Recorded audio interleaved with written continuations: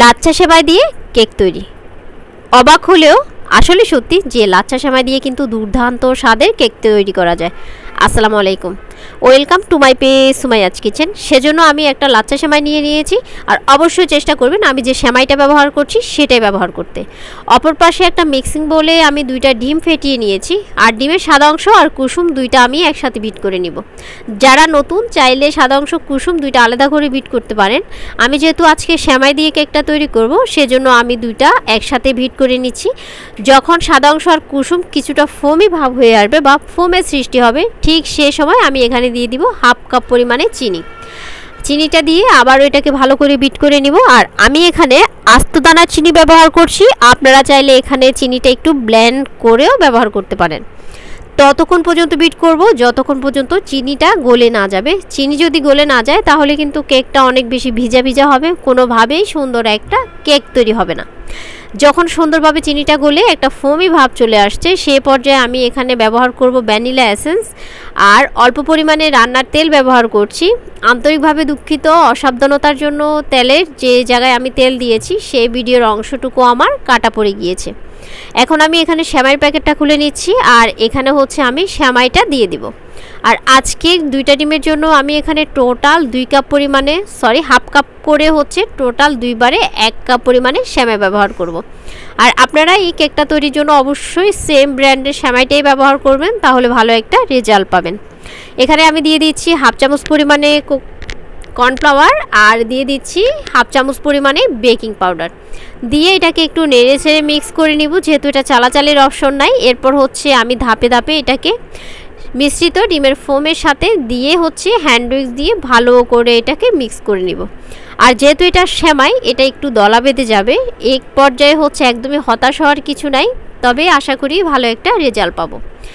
আর এই রেসিপিটা হচ্ছে আমি একদম প্রথম ফার্স্ট টাইম হচ্ছে ট্রাই করেছি।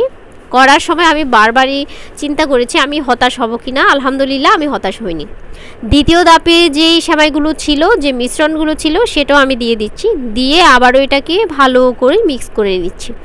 ততক্ষণ পর্যন্ত মিক্স করতে হবে যতক্ষণ পর্যন্ত এটা ভালো করে ডিমের সাদা অংশ ফোমের সাথে মিক্স না হয়ে আসবে। ভালো করে মিক্স করা হয়ে গেলে অপর পাশে আমি একটা বাটিতে আরও কিছু শুকনো লাচ্ছা সেমাই নিয়ে নিব প্যাকেট থেকে।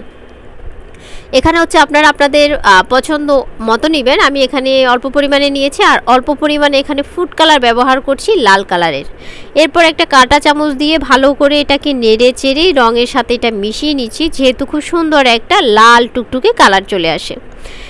অপর পাশে আমি একটা 6 ইঞ্চি মোল্ডের কেক মোল্ড নিয়ে নিয়েছি, আর যে সেমাইয়ের মিশ্রণটা আমি করে রেখেছিলাম এটা ঢেলে দিচ্ছি।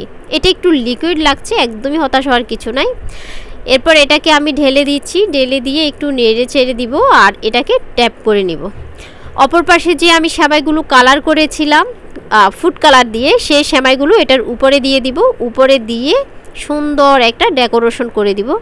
তাহলে যখন আমার সেমাইটা হয়ে যাবে, কেকটা হয়ে যাবে সেমাই, তখন কিন্তু এটার লুকটা অনেক বেশি সুন্দর আসবে। এরপর আমি এটাকে 150 ডিগ্রি আপ ডাউন হিটে বেক করে নিয়েছি 30 মিনিটের জন্য। এই সময়টা হতে আমার টোটাল 30 মিনিট সময় লেগেছে। 30 মিনিট পর হচ্ছে আমি সেমাইটাকে বের করে একটু দেখানো ট্রাই করছি। আমি গরম অবস্থায় কেকটাকে বের করে ফেলছি, যার কারণে এটা একটু চুপসে গিয়েছে। এরপর এটাকে একটু দেখানো ট্রাই করছি। কেকটা মাশাআল্লাহ অসম্ভব সুন্দর হয়েছে। আজকে সেমাই দিয়ে কেক তৈরিটা যদি আপনাদের ভালো লাগে, তাহলে অবশ্যই বেশি বেশি করে শেয়ার করে দিবেন।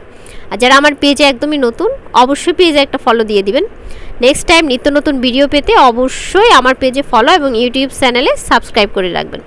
আজকের মতো এখানে বিদায় নিচ্ছি। সবাই ভালো থাকবেন, সবাই সবার জন্য দোয়া করবেন, আর আমার জন্য দোয়া করবেন। এখানে বিদায় নিচ্ছি। আল্লাহ হাফেজ।